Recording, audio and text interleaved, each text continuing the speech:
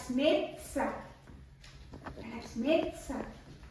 Mets oli roheline, roheline. Puud olid rohelised, rohelised. Põõsad olid rohelised, põõsad olid rohelised, rohelised. Ja rohi oli roheline, roheline.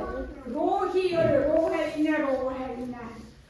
Ja isegi vesi oli loibust roheline. Isegi vesi oli loibust roheline. Tüdruk tahtis püüda kinni rohelise konna ja vaadata, kui palju sõrmi on. Ja ta hakkas lugema.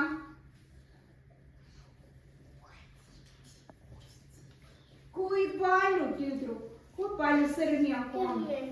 10. Ja ta hakkas naerma.